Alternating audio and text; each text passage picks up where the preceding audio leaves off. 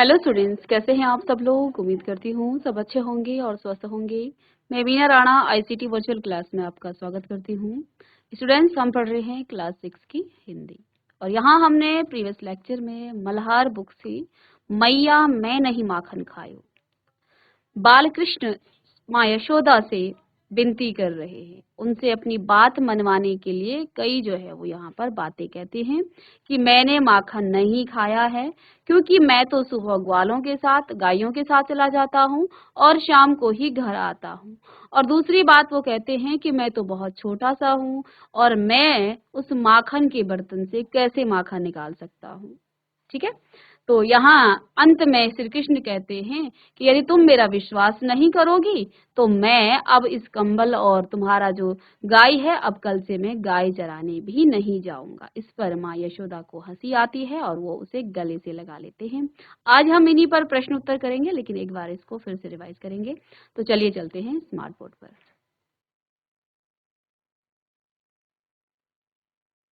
चलिए, सूरदास जी द्वारा रचित ये जो पंक्तियां हैं, ये बालकृष्ण जो है माँ यशोदा से विनती करते हैं कि हे मैया मैंने माखन नहीं खाया है। तो आइए इसको एक बार हम फिर से रिवाइज करते हैं। तो ये जो कविता है, इसमें सूरदास ने श्री कृष्ण और माता यशोदा के उस वार्तालाप के अंश का वर्णन किया है, जहां श्री कृष्ण अपनी नटखट बातों से माता यशोदा को मनाने का प्रयास करते हैं। वे कहते हैं उन्होंने माखन नहीं खाया है। श्री कृष्ण कई तर्क देते हैं, जैसे वे सुबह उठते ही गौओं के पीछे चले जाते हैं और शाम होते ही घर आते हैं। उनके छोटे छोटे हाथ अथवा बाह हैं, वे कैसे छीको अर्थात दही या माखन रखने का बर्तन को प्राप्त कर सकते हैं। तो यहाँ पर जो है आगे हम पंक्तियों में भी पढ़ेंगे।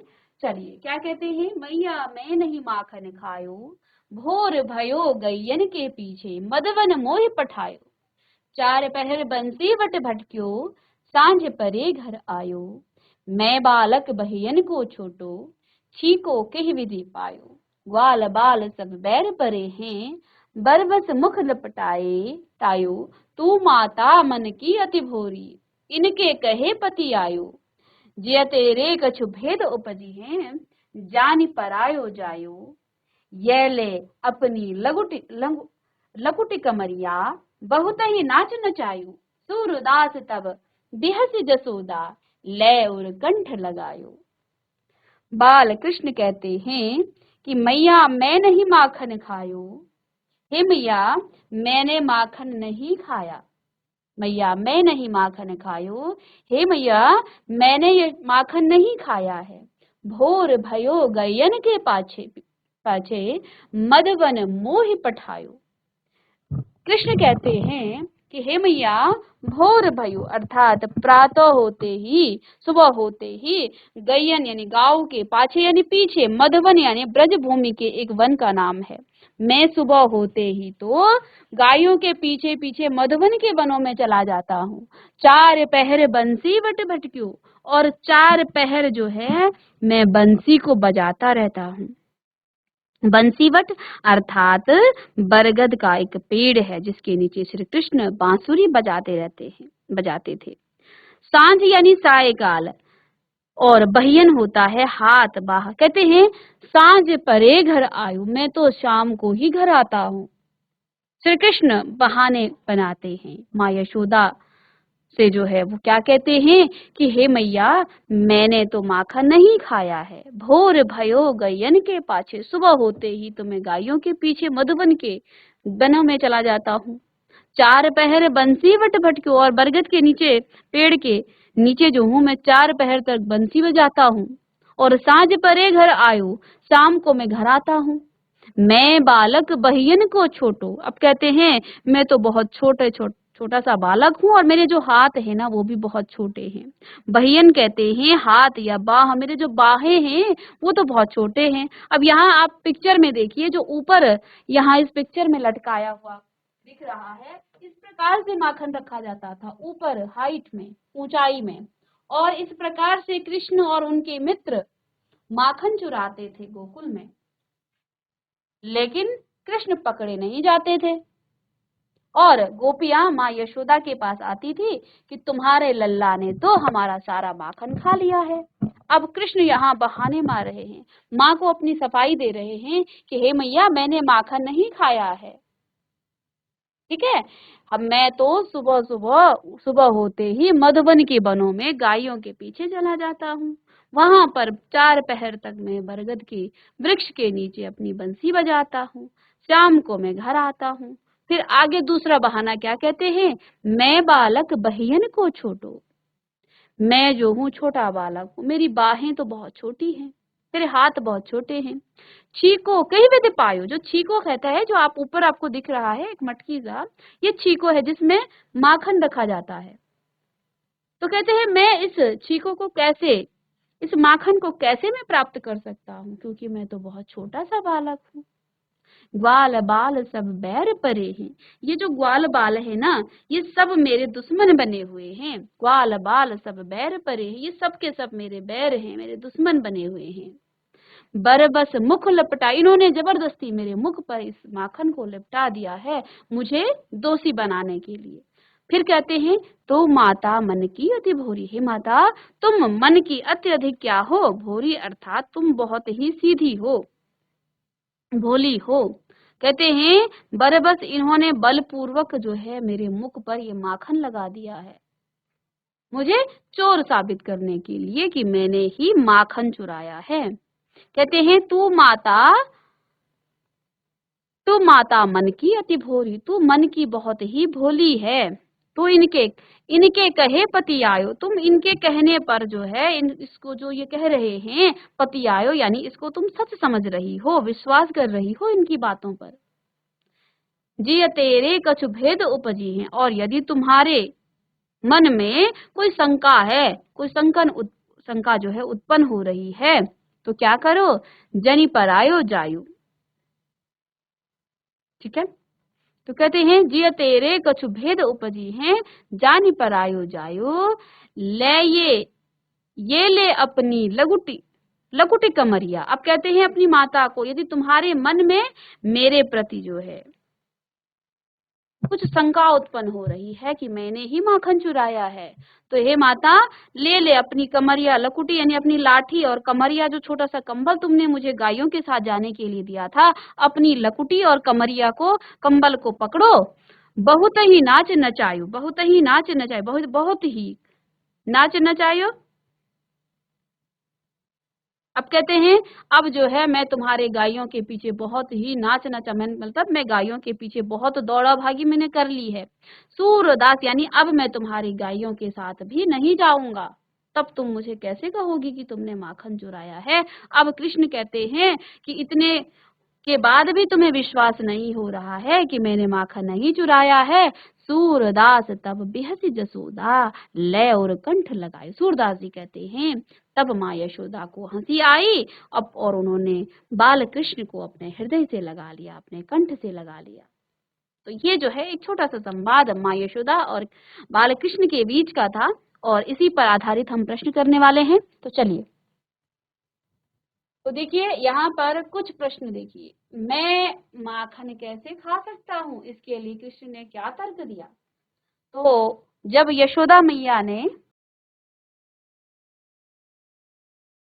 कृष्ण से माखन खाने की बात पूछी कि क्या तुमने लल्ला, तुमने, यशोदा मैया पूछ रही है कि हे लल्ला, तुमने माखन खाया है, तो कृष्ण यहाँ तर्क देते हैं कि मैं माखन कैसे खा सकता हूँ। ठीक है, तो क्या कहा कृष्ण ने,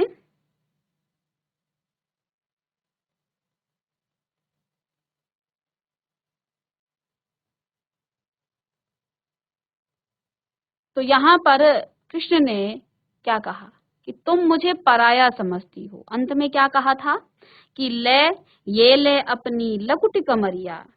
कहते हैं जिय तेरे कछु भेद उपजी हैं, यदि तुम्हारे हृदय में कोई मेरे प्रति शंका उत्पन्न हो रही है, कोई संदेह उत्पन्न हो रहा है, जानी परायो जायो, तुम मुझे पराया समझती हो।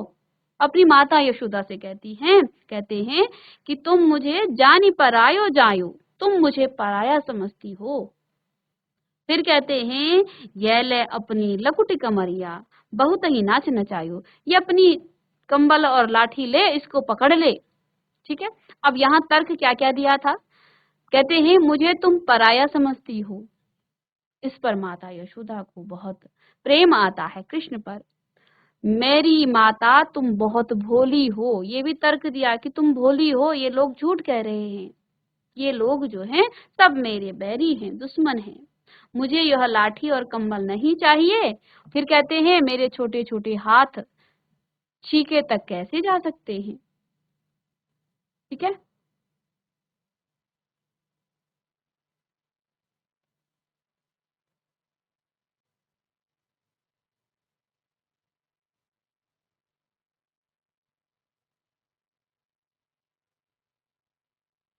तो यहाँ पर 4 ऑप्शन थे आपके पास। ठीक है, तो माखन ना खाने का तर्क यहाँ कृष्ण ने क्या दिया कि मुझे तुम पराया समझती हो, मेरी माता तुम बहुत भोली हो, मुझे यह लाठी कंबल नहीं चाहिए। और तर्क तो यहाँ पर ये था कि मैं तो बहुत छोटा बालक हूँ और मेरे ये छोटे छोटे हाथ जो हैं इस छीके तक कैसे पहुंच सकते हैं, इसलिए यहाँ पर इसका उत्तर ये हो जाएगा।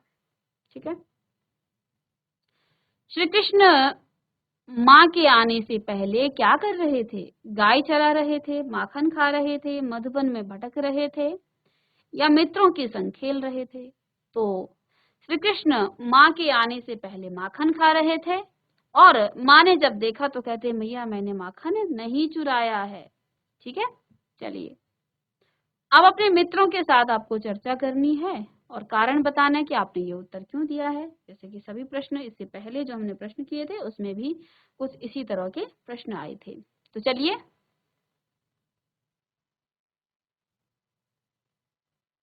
तो देखिए, आपने श्री कृष्ण की जो बाल लीलाएं हैं वो आपने कई बार सुना व पढ़ा है, जिस कारण हम जानते हैं कि कृष्ण अत्यधिक चालाक थे।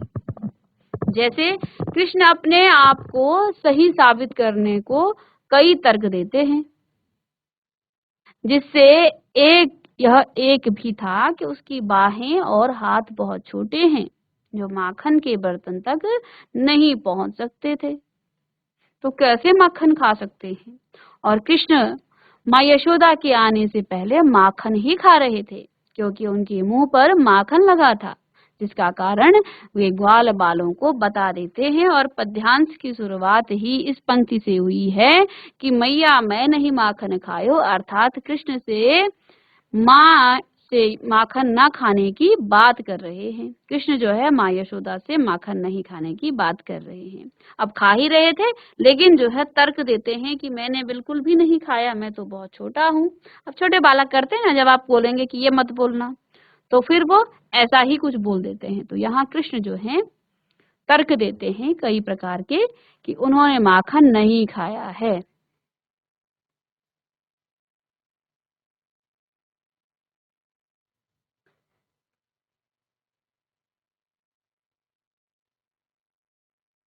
प्रश्न नंबर 2 है, पाठ में से चुनकर यहाँ कुछ शब्द दिए गए हैं, अपने समूह में इन पर आपको चर्चा करना है और इन्हें इनके सही अर्थ या संदर्भ से मिलाइए। इसके लिए आप शब्दकोश, इंटरनेट या आपके शिक्षकों की भी आप सहायता ले सकते हैं।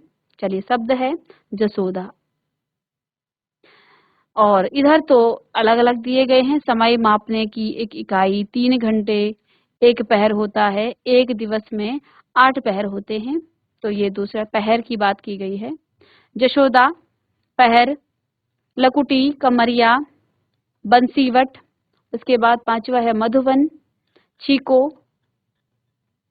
माता, ग्वाल बाल। चलिए अर्थ हम यहाँ पर बताएंगे। जशोदा, यशोदा श्री कृष्ण की माँ जिन्होंने कृष्ण को पाला था, उसको यहाँ जशोदा कहा गया है। ठीक है, लिख लेंगे आप। पहर होता है समय मापने की एक इकाई, 3 घंटे का 1 पहर होता है। बहुत ही इंपॉर्टेंट चीज है, इसको आप नोट कीजिएगा। 3 घंटे का 1 पहर होता है, और क्योंकि एक दिन में 24 घंटे होते हैं, ठीक है, तो एक दिवस में आपके 8 पहर हो जाएंगे, 8 तियां 24। ठीक है,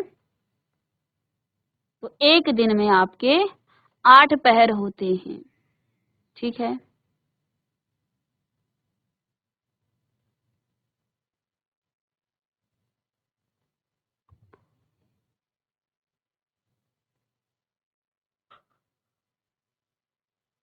लकुटी कमरिया, लाठी और छोटा कंबल, कमली। मान्यता है कि श्री कृष्ण लकुटी कमरिया लेकर गाय चराने जाया करते थे। तो यहाँ माता यशोदा को डराते हैं, यदि तुम मुझे पराया समझते हो तो मैं कल से अब गायों के साथ भी गैयों को चराने नहीं जाऊंगा। लकुटी कमरिया। चलिए, चौथा है आपका बंसी वट। बंसी वट एक वट वृक्ष है। मान्यता है कि श्री कृष्ण जब गाय चराया करते थे तब वे इसी वृक्ष के ऊपर चढ़कर बंसी की ध्वनि से गायों को पुकार कर उन्हें एकत्र करते थे।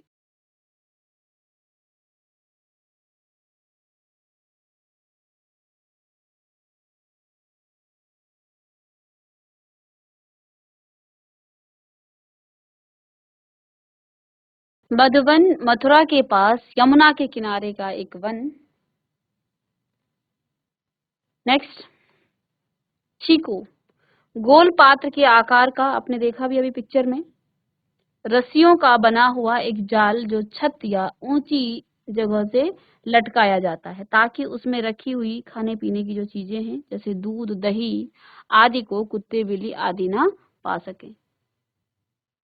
इस प्रकार से पहले रखा जाता था।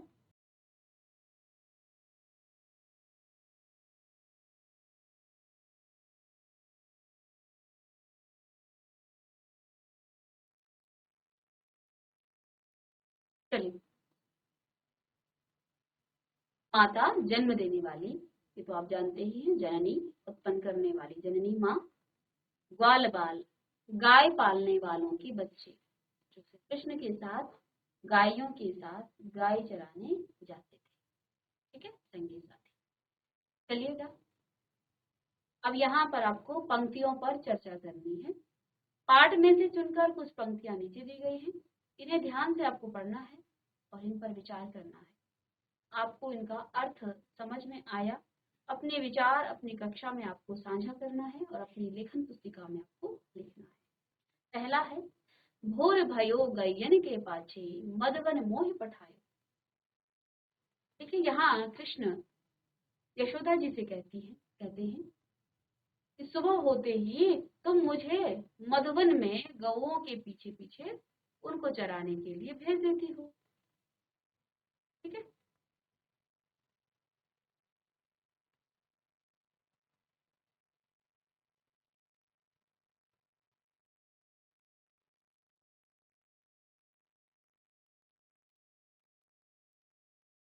चलिए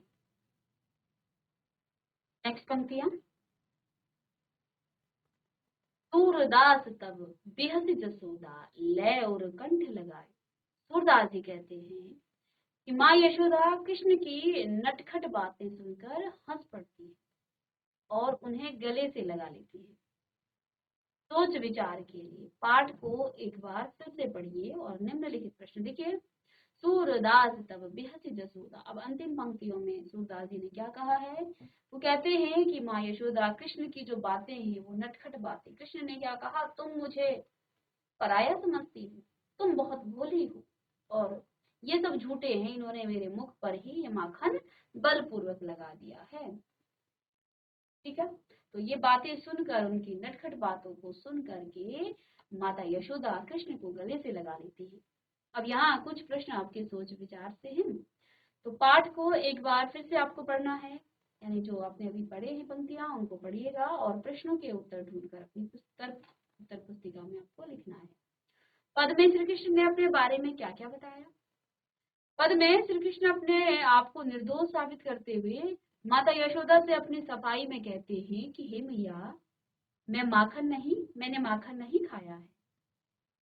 सुबह होते ही मैं गऊओं को चराने वन में चला जाता हूँ और सुबह से शाम तक दिन के 4 पहर में ही गऊओं को चराने व बांसुरी बजाने में व्यस्त रहता हूँ। मैं शाम को ही घर आता हूँ और मैं तो छोटा बालक हूँ, इस छीके तक पहुंच कैसे सकता हूँ? ये सभी ग्वाल बाल मेरे शत्रु हो गए हैं, ये मेरे मुख पर जबरदस्ती माखन लगा देते हैं और भैया आप बहुत ही भोली हो, आपके हृदय में मेरे प्रति कुछ संदेह है, तभी आप मुझे पराया समझने लगी हो। आप ये अपनी लाठी और कंबल ले लो, मुझे बहुत नाच नचाए हैं। ये तो मुझे बहुत नाच नचाते हैं, अर्थात क्योंकि जब गायों के साथ जाते हैं तो वहां उनको गायों के पीछे इधर उधर भटकना पड़ता है। तो अब जो है कृष्ण कहते हैं कि अपनी लाठी और कंबल पकड़ो, ये मुझे बहुत ही नाच नचाते हैं, अर्थात अब मैं गायों के साथ भी नहीं जाऊंगा। ठीक है, चलेगा।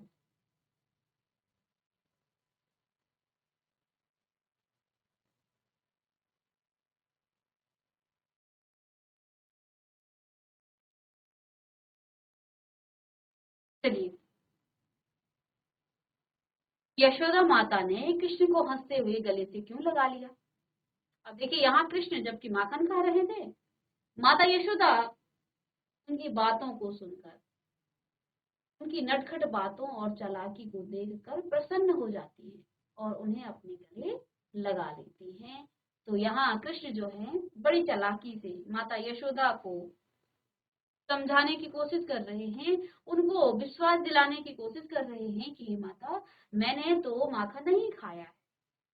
ठीक है, इसे सुन करके, उनकी चालाकी को देख करके माता यशोदा प्रसन्न हो जाती हैं और उन्हें अपने गले से लगा लेती है। भोर भयो गैयन के पाछे मधवन मोहि पठाए, चार पहर बंसी वट भटक्यो, सांझ परे घर आयो।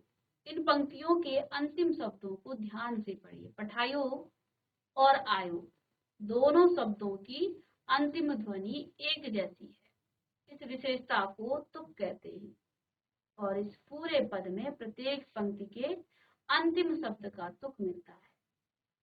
अनेक कवि अपनी रचना को प्रभावशाली बनाने के लिए तुक का प्रयोग करते हैं।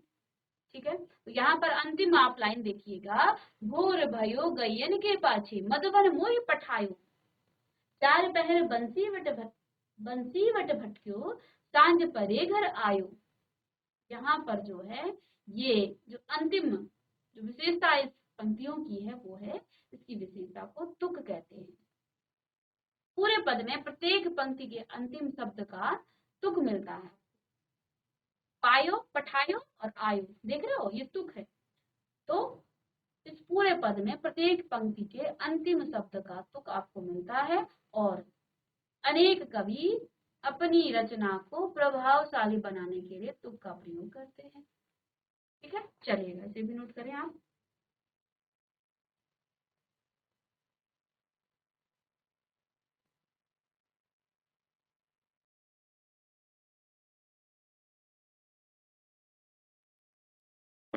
चलिए, तो यहाँ पर क्या कहा है, भोर भयो गैयन के पाछे मधवन मोहि पठायो, चार पहर बंसी वट भटक्यो, सांझ परे घर आयो। तो यहाँ पर देखिए, इन पंक्तियों के अंतिम शब्दों को आप ध्यान से देखेंगे तो पठायो और आयो दोनों शब्दों की जो अंतिम ध्वनि है ना, वो एक जैसी है और इस विशेषता को तुक कहते हैं। ठीक है, इस पूरे पद में आपको इस प्रकार के तुक दिखते हैं। तो अनेक कवि जो है अपनी रचना को प्रभावशाली बनाने के लिए इस प्रकार के तुक का प्रयोग करते हैं, ताकि उनकी जो पंक्तियां हैं, जो कविताएं हैं, दोहे हैं, वो क्या रहे, प्रभावशाली बने। चलिए, इस पाठ को एक बार फिर से आपको पढ़ना है और अपने अपने समूह में मिलकर इस पाठ की विशेषताओं की सूची बनाइए।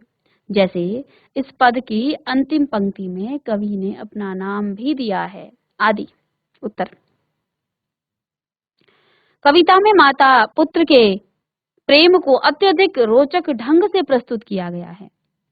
कविता पढ़ने पर ज्ञात होता है कि कवि श्री कृष्ण के बहुत बड़े भक्त हैं। कविता में वात्सल्य रस का प्रयोग हुआ है। तो यहाँ माता और पुत्र का एक दूसरे के प्रति प्रेम, इसमें वात्सल्य रस है और तुकांत शब्दों का भी इसमें प्रयोग हुआ है। इससे पहले प्रश्न में हमने किया, एक जैसे शब्द पठायो, आयो, इस प्रकार के तुक यहाँ पर आए हैं, तो तुकांत शब्दों का भी इसमें प्रयोग है। इसकी विशेषता क्या है? सबसे पहले इसमें माता और पुत्र के प्रेम को अत्यधिक रोचक ढंग से प्रस्तुत किया गया है। एक माता अपने पुत्र को दोषी समझते हुए भी उसके दोष को नहीं देखती है, उसको जो है इस प्रकार से कविता पढ़ने पर ज्ञात हो जाता है कि कवि श्री कृष्ण के बड़े भक्त हैं और कविता में वात्सल्य रस का प्रयोग है, क्योंकि माता और पुत्र का प्रेम यहाँ पर दर्शाया गया है, तो इसमें वात्सल्य रस है। तुकांत शब्दों का प्रयोग हुआ है, अंत में जो है इस प्रकार के शब्द आए हैं जो एक दूसरे से तुक जो है में मिलते हैं। तो इस प्रकार की विशेषता इसमें है। चलिए नेक्स्ट, अनुमान और कल्पना पर आधारित आपके कुछ प्रश्न हैं। चलिए, श्री कृष्ण अपनी माता यशोदा को तर्क क्यों दे रहे होंगे? क्यों वो ऐसा तर्क दे रहे हों? वैसे तो आप अनुमान इस पे स्वयं लगाएंगे बच्चों, और कल्पना करेंगे कि ऐसा वो क्यों कर रहे होंगे।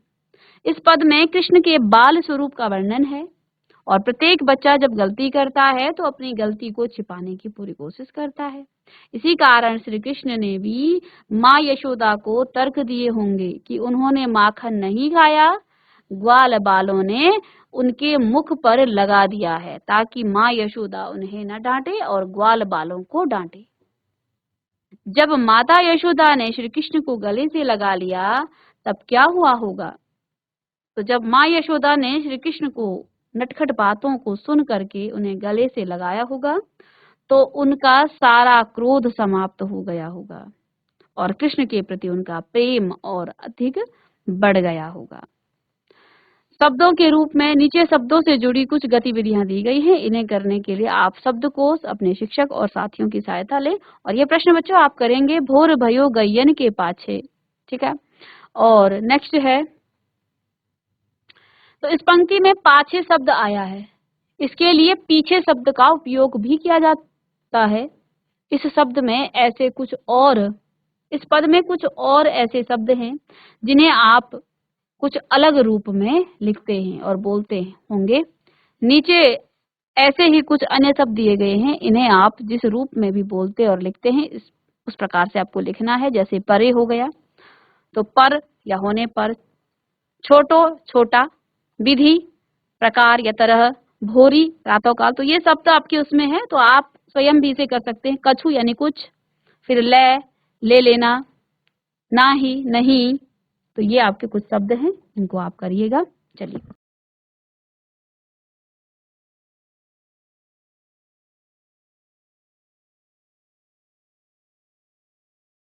तो स्टूडेंट्स आज की क्लास में हमने ये जो सूरदास जी द्वारा रचित मैया मैं नहीं माखन खायो कृष्ण और यशोदा के बीच की जो वार्तालाप है इसको हमने किया। साथ में प्रश्न उत्तर भी हमने आज की क्लास में डिस्कस किए। तो आगे जो अनुमान और कल्पना पर आधारित प्रश्न हैं बच्चों, आप उन्हें स्वयं कीजिएगा, और जब आप एक बार अर्थ समझ लेते हैं तो प्रश्न आप स्वयं कर लेंगे। तो इन प्रश्नों को अपनी नोटबुक में कीजिएगा। मिलते हैं नेक्स्ट लेक्चर में एक नए टॉपिक के साथ, तब तक के लिए थैंक यू।